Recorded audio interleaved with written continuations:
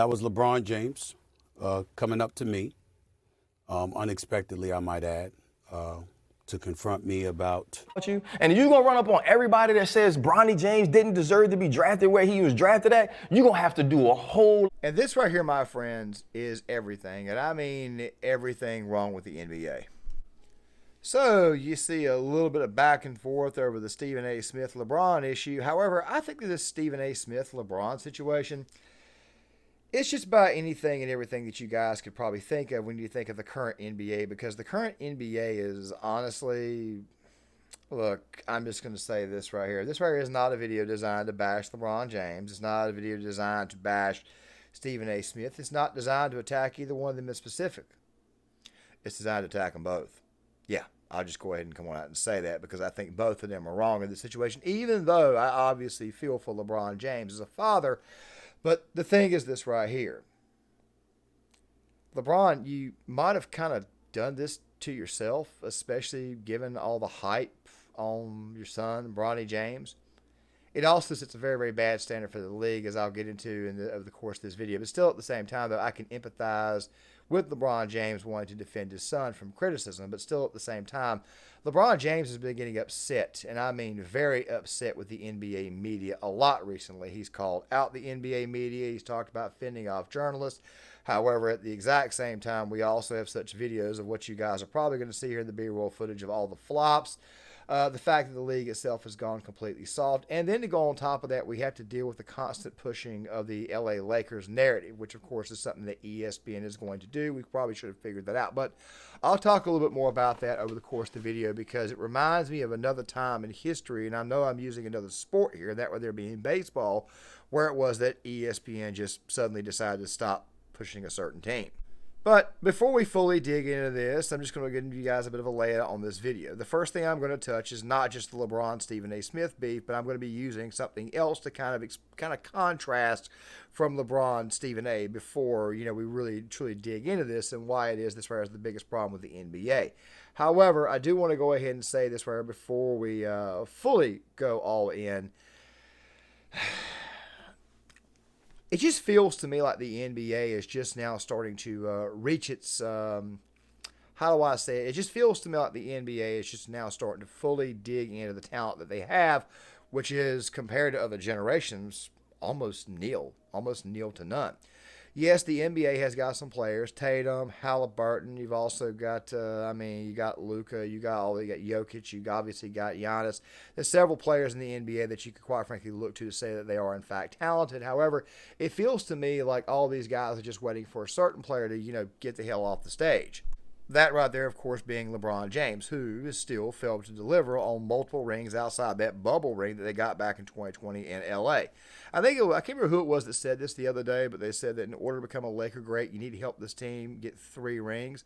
My opinion on that is this right here. If the standard is Kobe Bryant, who, by the way, had 5 rings, 2 of them without Shaquille O'Neal, then maybe that right there might be a little bit unrealistic to ask of somebody as old and as aged as LeBron James. Still, at the same time, though, the mere fact that this guy's got a groin injury right now, the mere fact that this guy doesn't exactly play the full season, he finds a way to sit out games, a lot of fans are, in fact, disgruntled, because when you pay the ticket to go see an NBA game, when you pay the ticket to go see any contest, any sporting contest, you want to see the chief star. You want to see the face of the league. And since LeBron James has been the face of the league, the NBA has just gone downhill. This player is the only person in history that will, leave the sport in worse standing than what it was when he went in. He's the only face of the NBA that will leave this situation. That right there being the current NBA, the NBA in much, much worse shape than what it was before. But don't worry, I got to hit Stephen A Smith here very soon. And also something else too, a bit of a surprise for you guys. There is one person on this platform that I attack all the time in the world of sports, whom I actually went after earlier today in the 12 o'clock video, that I've actually got to give a little bit of praise to. And yeah, here's a small preview of it. As opposed to other athletes. And I do understand the father part though, right? Because I got 3 babies. Like, I'll kill for mine. More importantly, I'll die for them. And so I understand wanting to protect them. And Stephen A said that wasn't LeBron James, the athlete. That was LeBron James, the father. But what I say there is you got to separate that. That's right. Every now and again, Ryan Clark will slip one past the goalie and get a good take. Just a bit of a preview for a little bit later on. So let me go ahead and get to that first beef, which I think kind of sets up this current beef pretty nicely, or a nice contrast here. Charles Barkley and the crew over at TNT, eventually they're going to be doing some work here with ESPN. And, of course, there's this little bit that I'm going to play for you guys now where Charles kind of like told everybody, look, y'all kind of need to stop with the Lakers narrative because it, quite frankly, is tiring. Or at least that's what I got out of this conversation. Let me roll this. The Lakers are doing great. Got a long way to go. But the reason the season's been going great for the Cleveland Cavaliers and the Oklahoma City Thunder. Y'all just want to talk about the Warriors and the Lakers. They're both doing great. Don't get me wrong. If I turn out to be wrong, I got no problem with that. But y'all are idiots because y'all talk about the Lakers and the Warriors all the time. Y'all don't. The Cleveland Cavaliers have won 12 straight games. The Oklahoma City got the MVP, and they are on fire. Y'all are talking about who's in second place. That's the reason I get pissed. Hey, the Lakers are doing great. I don't mind being wrong. The Warriors are doing great. But that's because you fools on other networks, which we're going to become fools next year. We'll be working on that network. But Oklahoma City and the Cavs been balling for... Of course, you've got Kendrick Perkins, who's upset as well. But when they showcase hockey, they would always find a way to skip the Flyers, okay? It's just the point of the matter is, as far as who the hell ESPN is, they've been going down here for a while. It's not the same ESPN. It's not the same sports center that it used to be, where they would, in fact, play actual highlights and talk about the game itself. The point is this right here. It wouldn't surprise me not the least little bit if Kendrick and Charles did not text one another back and forth to set this entire thing up. So that way, when the two do work together, it makes for good TV. Still, though, at the same time, it, quite frankly, can be nauseating to see one team or two teams get pushed, and that's it. Those teams, of course, being in the Western Conference, and you have a whole other conference on the other side of the nation that has some pretty solid teams as well. So, yeah, I can kind of see where Charles is coming from, but still, at the same time, though, I think the fans at this point in time have kind of gotten accustomed to the media pushing certain narratives and certain teams. It's part of the reason why it is so many fans come out here and claim that the whole thing is scripted or rigged. But to me, that right there is the perfect contrast leading into the Stephen A Smith LeBron James beef, because this right here to me is exactly what the hell is wrong with the NBA. It's another reason why it is that I believe that the talent in the NBA right now, whether they want to admit to it or not, they want old man James to kindly fuck the hell off. But before I talk about that, I want to say this. We have seen NBA players attack the media, which is understandable because the media oftentimes gets it wrong and they push their narratives. And in some cases, I think the media wants beef with players, so that way they themselves can also see an uptick in their ratings, overall revenue, cash, etc., etc., etc. Players oftentimes, for the most part, just think about what the hell is happening on the court. But still, though, even with all the criticism that I have of LeBron James, I got to tell you right now, he's still a damn good basketball player and can still play even at his age when he's on the court. The problem is that he's constantly hurt, and also you got those little things like at the All-Star game where he basically said, look, I'm not going to play. Dude. You need to stop saying that you're the greatest of all time. The LeBron James stands out there like, say, Nick Wright. The people, by the way, I've told you guys how I really truly feel about Nick Wright, and I'll probably rehash that again over the course of this video because Nick Wright somehow or another finds a way to trigger me. I'm not going to lie to you. The guy's Nick wrong. I mean, he's absolutely 100% an absolute sick joke played on the sports world. But we'll get back to him soon. The point is this right here. You can't compare yourself to Michael Jordan and other greats when every time we turn around, you lay out. You can't compare yourself to them when every time you turn around, you're trying to create a super team to win. A super team that went to the NBA Finals 4 straight years and found a way to lose 2 of those, including one of the Mavericks, 8-seed Mavericks. The point is this right here. You're not the greatest of all time. You need to stop it. And there are people out there who really and truly are sick and tired of LeBron James' stance. But still, though, the point is this right here. This situation to me screams extreme effeminacy, or it screams very, very effeminate. I know I said effeminacy, but that did not exactly sound right or come out right. But still, though, the point is this right here. This entire beef makes the league look very, very feminine. I mean, what was it? Kyrie Irving a while back got in trouble for telling a fan to suck his... And also to go on top of that, there was also times where players have even attacked fans, even on the court. They've actually gotten pissed off, called them out. Look. you got to develop some thick skin. Heckling is a part of the game. I understand that maybe the fans could go a little bit too far, but at the end of the day, though, they pay for the ticket. Therefore, they also pay for your salary. You need to do everybody a favor. You need to actually play. Maybe you address it a certain way or find a way to address the problem, but do it after the game, which is exactly why it is that this situation right here with Stephen A. Smith screams good old-fashioned feminine drama. Let's go ahead and dive in. So Stephen A. Smith, if you guys haven't been paying attention, he has been kind of hard on LeBron James' son, Bronny. There was even this bit right here from a show recently where he brought up the stat line in the game against the Sixers a while back. And, of course, there are also some out there, including Nick Wrong, which I'll talk about here in a second, who will try to call him out for saying that he used a small section of one game to denigrate Bronny James. Give him all the praise in the world when he drops 40, but he has a bad night, and you say he had a bad night and you're hating. It's ridiculous. But never before has it been more ridiculous than it is right now, because the reality is that we got to be real about what we're seeing when we talk about Bronny James. I am not a person that had a problem with Bronny James being on the court for the season opener with LeBron James. That was a phenomenal moment.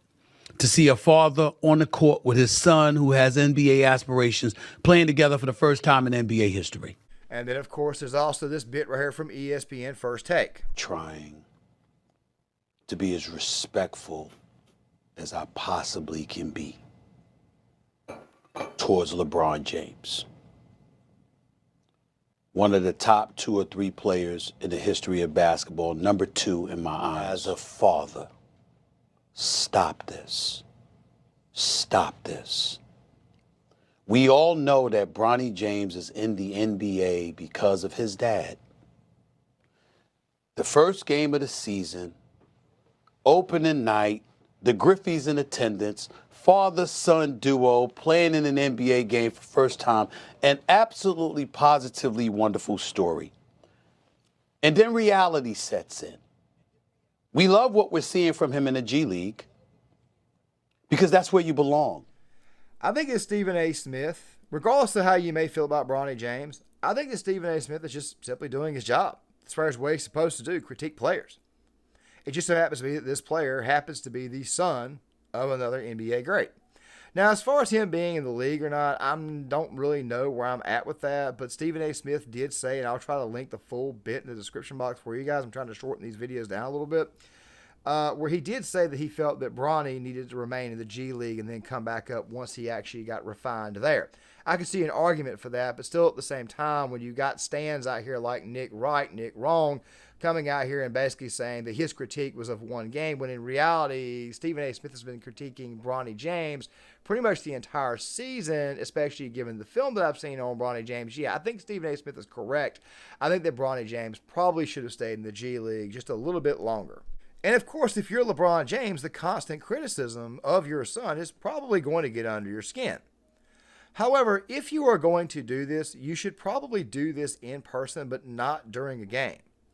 Like I said, we'll get back to Stephen A., but Stephen A. had to go out there and basically give a 10, 11-minute segment on First Take. I'll play a bit of it for you guys in a second.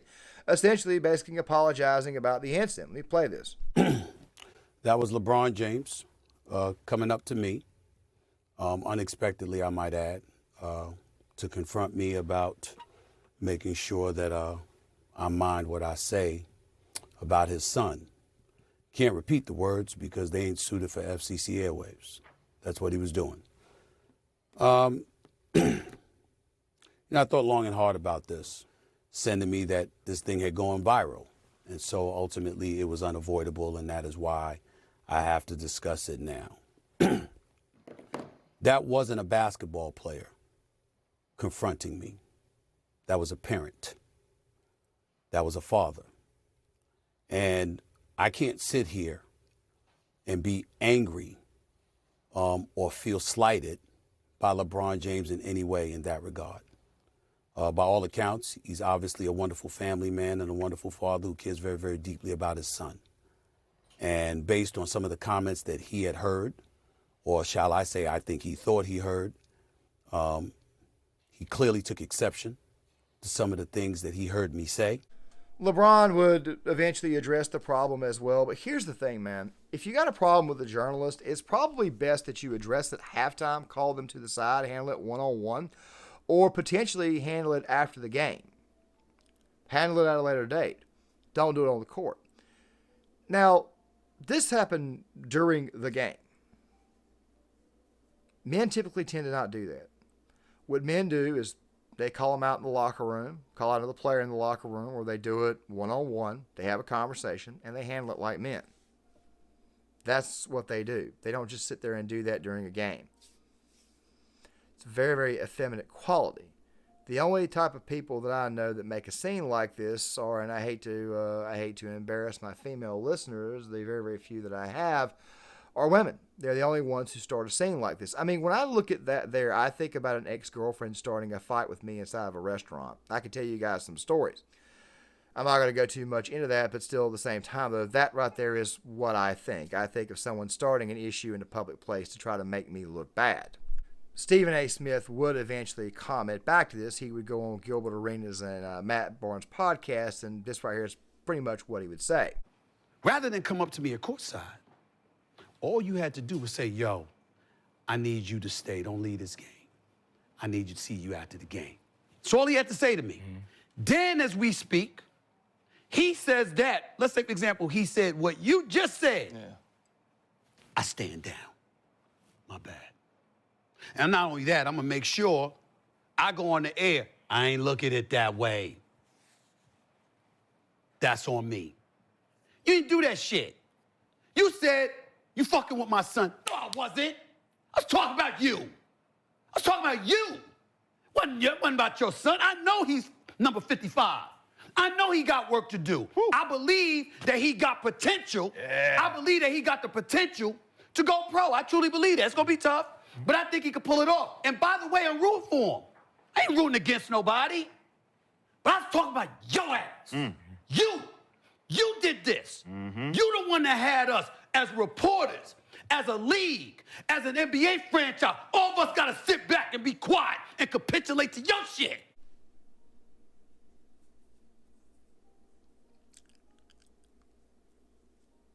The full 12 minutes from the podcast will be linked in the description box because there's actually a lot more. You know what this right here sounds like to me? Do you guys remember the movie Friday? Do you guys remember the scene where Chris Tucker and Ice Cube, they had just been approached by Debo, and after Debo left, you know... Debo, he be like, shut the fuck up. I be quiet, but when he leave, I be talking again. That's what it seems like to me. Stephen A., you got two things you can do. You can either stand there and you can take it and look professional, or you can back your right foot up and you can say point blank, don't you disrespect me like this right here. Of course, it probably would have ended with LeBron getting a little bit upset, and you might have come off looking a little bit weaker, but the day after, people would have realized that LeBron James was obviously doing this to garner some form of sympathy and to try to get his own online stands all whipped up. Quite frankly, it was still very, very much effeminate, but everything I heard there from Stephen A. Smith just sounds to me like what you wanted to say. Of which, by the way, about 90% of it I agree with. Now, don't worry, we'll get to Ryan Clark here in a second because I played a small bit of what he had said on the Pivot podcast about this. And I got to tell you, I think the RC actually had a pretty daggone segment. Like I said, occasionally he lets one slip past the goalie. But still, the point is this right here. This right here is more or less what you wanted to say. And it sounds a little bit different from what you were saying on ESPN First Take and your very own podcast, which, of course, you kind of try to address there, too. Full bit shall be linked in the description box. The point is this right here. You're setting a very bad example for young men out there who may want to get into the NBA, who may want to be in the sports world, who may also just want to work a job. You're basically telling them to get upset and raise hell at any point in time that they want. And that's basically what you're doing. You're also teaching these men how to not handle criticism. Like I said before, the manly thing, the right thing to do would have been to, I don't know, maybe talk to Stephen A. Smith in person. Not during the game, not just roll up on him during the game and start running your mouth and say, keep my son's name out your mouth. By the way, Bron, you did this to yourself when you brought your son to the league. What probably should have happened was that Bronny probably should have been drafted by another team and not the Lakers. I mean, seriously, you have basically told your son, you basically sent a message to him that you are above reproach, that the media can no longer criticize you. However, let me tell you what I think is going to ultimately end up happening to Bronny James. When LeBron James does eventually retire, the Lakers are not going to have any use for Bronny, so they're probably going to release him or kick him to the curb. So, great job, Bron. You just screwed your son over for the future. Because trust me, ain't no team going to want Bronny James after this. All right? They're just not going to want to, because if they have a player that they can't criticize because of who his father is, yeah, that was just too much of a headache for NBA teams. But I did say that Ryan Clark, of all people, actually got one right. So let us go ahead and get to that. Now, all of a sudden, we can't talk about him either? Now, imagine if LeVar Ball runs up on Stephen A. Imagine if T. Morant runs up on Stephen A. How classless we would say they are. How immature we would say they are. LeBron James is a father doing the same thing for a professional basketball player. And I get it. I 100% get it, man. Sometimes somebody does something and it's on site. Stephen A say, why you didn't call me? Mav got my number, right? He say, Rich got my number. Because LeBron James saw him and LeBron James wanted to make that point. The problem is this. You ain't run up on Skip all them years he was talking about you. You ain't run up on everybody else all that time he was talking about you. And if you're going to run up on everybody that says Bronny James didn't deserve to be drafted where he was drafted at, you're going to have to do a whole lot of damn fighting. Shown a poise and composure when people are talking about him negatively like I've never seen. He's truly been an example to every athlete in the world who's harshly critiqued, to his son.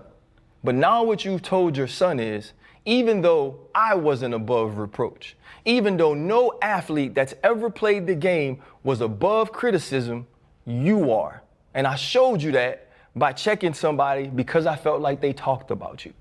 And that's, to me, where you got to separate. But of course, he gets it right here, unlike the asshole in the B-roll footage, Nick Wright. Let me just go ahead and give you my thoughts real quick before we get back to RC.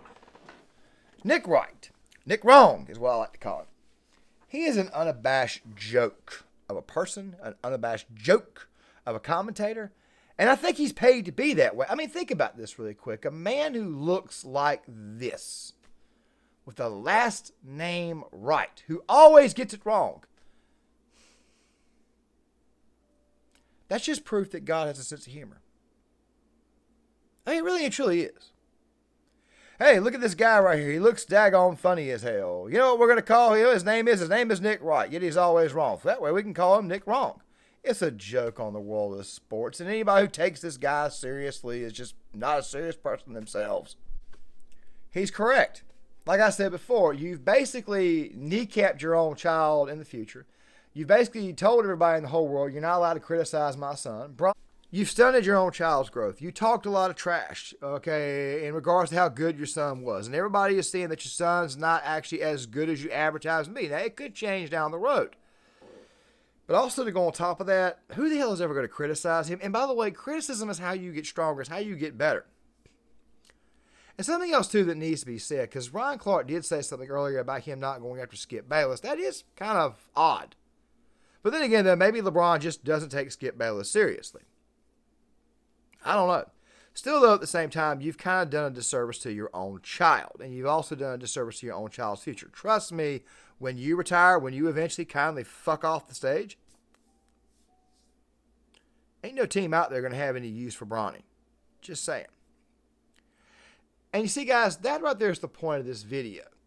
The face of the league is extremely effeminate, extremely emotional, weak. And to go on top of that, all the other people who defend him are also probably emotionally. It's basically emotionally weak men defending emotionally weak men, or being subservient to weak men.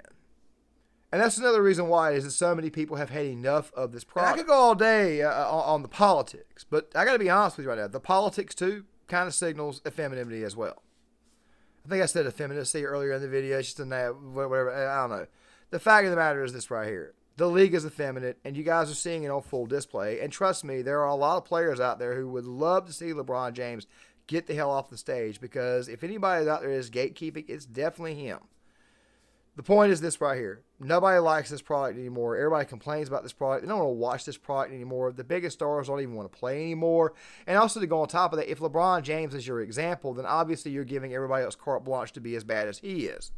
And this Stephen A Smith, Bronny James, LeBron James altercation just further proves what it is that a lot of people like myself have been saying for a very long time. People who actually watch the game and pay the ticket. This league sucks. It is girly. But you guys tell me what you think in the comment section. I would love to hear what you guys have got to say. Please hit the like button, subscribe, share the video, sound off in the comments. I know I'm going to get some LeBron James stands in here, but quite frankly, I don't really care at this point in time. Please hit the like button, subscribe, share the video, sound off in the comments, and I'll see you guys later.